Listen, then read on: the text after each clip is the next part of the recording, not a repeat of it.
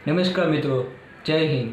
સૌપ્રથમ તો પહેલાં આજે 1 મે 2024 ગુજરાતની પાવન ધરા વૈશ્વિક ગુજરાતી ભાઈઓ બહેનો અને ગુજરાતની જનતાને ગુજરાત રાજ્ય સ્થાપના દિવસની મારી હાર્દિક શુભકામનાઓ.